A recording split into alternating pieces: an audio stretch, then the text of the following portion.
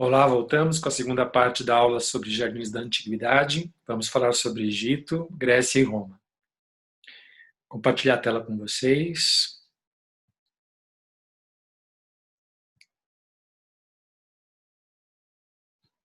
Muito bem.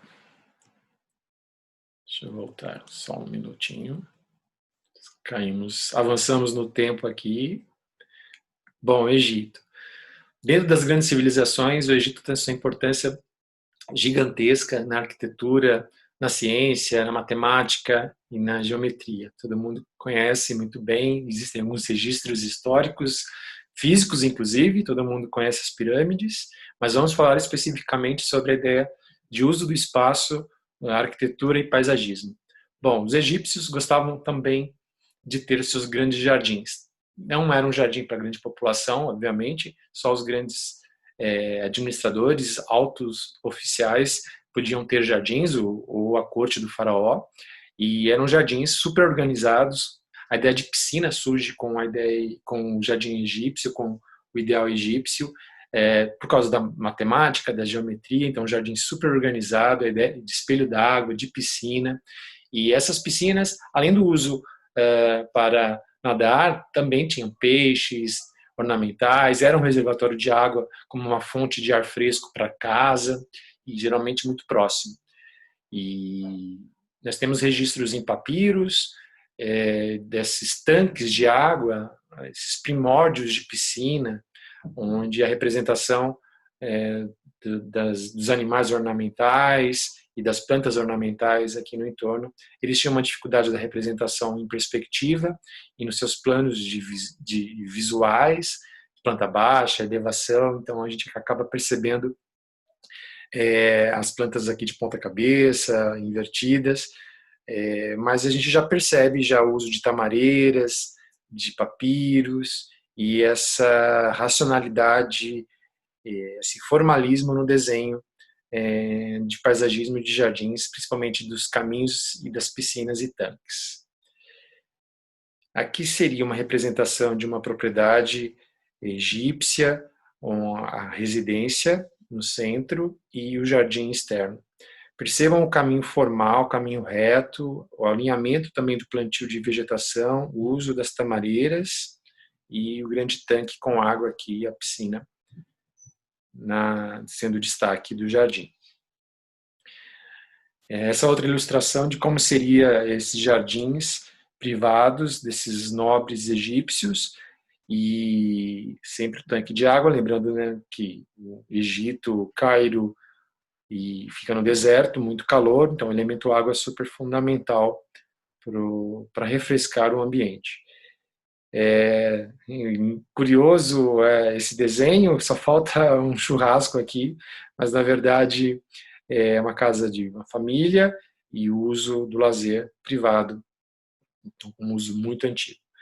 Vale ressaltar uma curiosidade sobre a arquitetura: a ideia de coluna se fixa fortemente neste período, depois vai para a Grécia e Roma, mas é importante ressaltar o desenho da coluna, o capitel. Dentro da história da arquitetura e da arte, a gente sempre tem que entender como a civilização, o povo, percebia o ambiente, o entorno e a natureza, as referências do entorno. Percebam que as colunas nada mais são do que representações da própria vegetação, das palmeiras, dessas tamareiras comuns nessa região. Então, esses elementos florais, de folhas em cima aqui no capitel, são representações dessas colunas, dos caules dessas palmeiras encontradas nesses ambientes. Aqui uma foto de uma tentativa de uma reprodução atual de uma casa nesses moldes antigos egípcios. Percebemos que alguns elementos até hoje em dia nós utilizamos no paisagismo em qualquer região do mundo. Por exemplo, a ideia do papiro próximo do espelho d'água ou da piscina, as grandes tamareiras, muito utilizadas no paisagismo contemporâneo, inclusive aqui no Brasil. Então, o uso já é muito antigo das tamareiras, tem a sua função também alimentícia, as tâmaras, né, são alimentícias, muito comum na bacia do Mediterrâneo. Mas percebam o desenho formal, reto, o espelho d'água é completamente ortogonal, 90 graus, caminhos retos. Os egípcios também desenvolveram uma alta tecnologia de agricultura. A irrigação no deserto, nessas regiões secas, levou também ao estabelecimento de melhorias na jardinagem, não só para cultivo alimentício, mas também para o cultivo ornamental. Vou trazer aqui só um exemplo de um instrumento, de um artefato criado naquela época e usado até hoje em dia, que seria o chaduf, que auxilia a irrigação em áreas cada vez mais distantes para dentro da área desértica. Seriam nada mais do que uma alavanca para transporte de água dentro de canais e tanques, propiciando assim o cultivo de plantas em regiões mais secas e desérticas. Aqui uma foto do chaduf sendo utilizado até hoje em dia. Nada mais é do que uma alavanca onde você transporta essa água e vai conduzindo para dentro de canais ou reservatórios, propiciando a irrigação. Alguns papiros mostrando umas vegetações interessantes, o próprio papiro em si.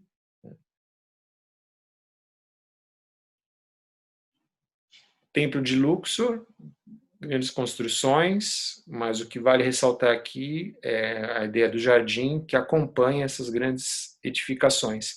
Percebam o alinhamento do plantio, linha reta, caminhos retos, piscinas quadradas ou retangulares. Tudo bem, isso foi o Egito, e agora nós vamos para a Grécia. Costumo falar que sempre um povo vai sobrepondo o outro, aprendendo com outro povo, ganhando um destaque, incorporando alguns elementos e adaptando para a sua situação, para o seu modo de vida e para a sua cultura. O relevo muda, é importante ressaltar que aqui na Grécia, aqui no Egito, o ambiente é muito mais plano, então a possibilidade da construção desses caminhos retos é muito mais fácil. Isso vai mudar na Grécia, porque o entorno, o relevo, o clima também é diferente. Alguns elementos são transportados para a Grécia vai aprender muito com os egípcios, a parte de arquitetura, ciência, astronomia, agricultura, mas é um outro terreno, é um outro ambiente, é outro clima e principalmente a ideia de montanha. Né? Então, aqui uma imagem mostrando que é um terreno muito mais montanhoso. Isso é importante para a gente entender o paisagismo e a interferência na paisagem, entender o entorno, qual é o clima, o relevo e quais são as possibilidades de desenho e construção naquele ambiente, baseado também no modo de vida e na cultura. Aqui o Templo de Delfos, mostrando, né, toda essa cadeia de montanha. Então, nós temos essas visuais totalmente distintas do que um plano, do que uma planície, onde nós temos patamares, alturas distintas. O ideal grego também, em relação ao uso da natureza, ao contato com a natureza, é totalmente distinto do egípcio. Existem deuses próprios, mitos próprios para cada vegetação, para cada fenômeno da natureza, e a ideia de dentro e fora para os romanos, para os gregos é totalmente distinta do que nós vamos ver com os romanos, essa interação do que é natural, do que é público, do que é privado, do que é o templo, do que é a casa, é um percurso muito mais aberto, não tão fechado, restrito. E nós temos várias espécies vegetais com mitos próprios. Como a ciência não estava estabelecida, como esses povos acabavam explicando os fenômenos da natureza, como as estações e os seus deuses, a fertilidade do solo. Então, sempre se criava-se um mito baseado num fenômeno da natureza. Nós temos a romã, a maçã, o figo. Algumas dessas plantas têm mitos muito próprios, né? Por exemplo, a romã tem algumas divindades relacionadas à questão da fertilidade do solo, ao retorno da natureza. Então, Proserpina, para os gregos, é uma divindade relacionada com a fertilidade do solo, com a primavera, e a sua mãe, Ceres, que é a deusa da agricultura. O mito é longo, extenso, a gente pode depois falar, criar só um bate-papo sobre os mitos da vegetação, que é muito interessante. Mas é importante ressaltar que até hoje em dia as pessoas cultivam romã nos seus jardins e têm as suas simpatias no fim de ano de comer romã. Muitas vezes não sabem o porquê, geralmente está relacionado com esses mitos bem antigos e que está estabelecida há um bom tempo. Bom, as técnicas de agricultura, o conhecimento da botânica também começa a se estabelecer nesse período com os filósofos. Eles começam a estudar o mundo natural, dissecar a vegetação, entender todo o processo do desenvolvimento das plantas. Então, Aristóteles e Teofrasto foram os primeiros botânicos que começam a criar obras e o estudo sobre a história das plantas, a causa das plantas, o desenvolvimento, então, a compreender como se germina, se distanciando um pouquinho do mito e entendendo as causas naturais do crescimento das plantas, da vegetação, o que vai auxiliar muito na agricultura e, consequentemente, na jardinagem. A romã também, a amora também tem alguns mitos específicos relacionados com divindades gregas. Acreditava-se que só existia amoras brancas, uma variedade branca de amora, e a explicação por ter as variedades distintas estava relacionado muito com alguns mitos. Então, a amora negra, a amora vermelha, com cor de sangue, estava relacionado com um mito trágico de Píramo e Tisbe, que é um casal apaixonado, que, como toda tragédia grega, existe morte, sangue. E só para resumir um pouquinho dessa história desse mito, é um casal apaixonado que a família não permite que eles se encontrem, eles marcam o encontro fora da cidade. Píramo chega primeiro, só que o que acontece? Eles marcam dentro de um jardim, próximo de um jardim onde tem uma moreira branca e uma leoa está escondida ali. Quando Píramo chega, a leoa ataca ele acaba morrendo, e Tisbe chega depois. Vê o amado morto, pega a espada dele e se mata, e o sangue dos dois escorre até a moreira branca, tornando assim, com o sangue dos dois, o fruto vermelho da amora vermelha ou amora negra. Algo que lembra um pouquinho alguma história mais recente, acho que todo mundo conhece a história também de Romeu e Julieta, e o Shakespeare se inspirou, para não dizer plagiou, a história de Píramo e Tisbe. Bom, essas esculturas mostram a questão da arte, do movimento, começa a ter um trabalho de compreensão do corpo humano e dos movimentos do corpo, e partimos agora para como o jardim ele é pensado na época romana. Os romanos vão dominar a bacia do Mediterrâneo, vão dominar os gregos, os egípcios também. E qual a diferença principal dos romanos para os outros povos anteriores? Eles são estrategistas militarizados, conquistadores e colonizadores, com alta tecnologia de fortificação e de construção civil, o concreto, os grandes edifícios, né? Uma grande cidade se constrói como a sede do poder romano, e, como eu digo sempre, nada é abandonado, sobre técnicas e plantio, ideias e mitos, tudo é incorporado, mas cada povo vai trazendo sua novidade, sua inovação.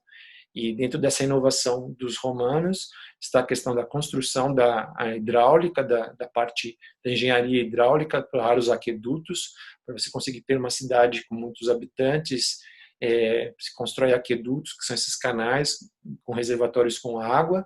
Acreditava-se que Roma, no período do seu apogeu, tinha 2 milhões de pessoas, e imagina, sem bombeamento elétrico, de água, apenas utilizando tecnologia de aquedutos. A ideia do concreto, das fontes, dos grandes edifícios se estabelece. Mas vamos falar um pouquinho do jardim. A ideia do jardim é um jardim protegido. Aqui é uma imagem, uma foto desse jardim pátio protegido, até porque os romanos foram grandes conquistadores, criando colônias em várias partes da Europa e do Oriente Médio. Como é uma fortificação, porque existia essa guerra da conquista, cria-se esse jardim protegido interno, onde você pode cultivar plantas medicinais, ervas aromáticas, a princípio muito mais com a ideia de plantas medicinais e aromáticas, e depois, à medida que vai avançando o desenvolvimento desse estilo de jardim, você começa a encontrar plantas ornamentais. Mas a ideia de ter alecrim, manjericão, lavanda dentro do seu jardim, tanto para um uso medicinal quanto ornamental, surge nesse período desses pátios internos dos romanos. Sempre, né, uma casa, uma edificação com um pátio interno protegido do externo. Algumas imagens. sobre essas fortificações em residências e casas. A ideia do hortus, da horta e do pátio interno. E aqui uma representação de como seria esse pátio interno, já com alguns elementos decorativos, como escultura. O uso das esculturas em jardins se inicia nesse período, baseado sempre nos mitos gregos e romanos, e estátuas com divindades, jogo de água, o elemento água sempre presente para a irrigação desse jardim. Mas percebam que é possível aproveitar, né, o jardim mesmo dentro de casa. Então, aproveitar a área externa, o sol, as plantas, fugindo do perigo da rua, da área pública. O uso das esculturas, cada vez mais elaboradas. Esses pátios internos, depois, com a queda de Roma e com a ascensão do cristianismo, e serão mantidos, né? E a gente encontra um resquício dessa ideia desse pátio interno nos jardins de claustro, o jardim da Igreja Católica, onde as esculturas pagãs, das divindades pagãs, serão substituídas por esculturas com figuras cristãs e bíblicas. Mais algumas imagens desses pátios internos, desses átrios, algumas ruínas aqui em Coimbra, Conimbrigia, uma cidade romana em Portugal, no norte de Portugal, alguns vestígios desse pátio. E claro, como os gregos têm, os romanos também têm todas as suas divindades relacionadas à vegetação, como Dionísio, Baco, deus do vinho, da vegetação, e Príapo também era uma divindade relacionada com a fertilidade do solo e do jardim principalmente. Na Renascença é encontrado alguns jardins desse período, né, os jardins do Salustio, em Roma, e dentro desse horto, né, do Horti Salustiani, dos jardins do Salustio, que foi um governador da província da África, foi encontrado alguns artefatos interessantes dentro que são usados no jardim, como o vaso Borghese, descoberto no século XVI, e outras esculturas. Mas dentro de um elemento de paisagismo que seria um vaso, o vaso Borghese, que é o vaso tulipa, que seria a vila encontrada, soterrada e agora, né, toda restaurada. Este vaso Borghese, o vaso tulipa, foi o primeiro elemento que a Renascença redescobriu da antiguidade e se torna o primeiro elemento febre, moda, de venda, de reprodução no Renascimento, por causa dessa descoberta do jardim do Salustiano. E esse exemplar que é original está no Louvre, mas a reprodução desse modelo de vaso tulipa, que a gente encontra em qualquer lugar, a gente encontra em lojas de jardinagem, em lojas pelo mundo afora. Primeiro item de consumo em grande escala. Aqui uma vila de um imperador romano, Vila Adriana, onde nós temos várias áreas de jardins, representando ambientes da conquista romana pelo mundo afora. Então, nós temos jardins referentes à África, jardins referentes à Turquia e grandes espelhos d'água. Eram propriedades e vilas de descanso para o imperador no período mais quente do ano, para se isolar da cidade de Roma, e esculturas, uso de ciprestes, dos elementos principais aí da vegetação desse período. Bom, terminamos a segunda parte da aula sobre jardins da antiguidade e depois voltamos e falamos sobre Idade Média. Um abraço a vocês e até mais.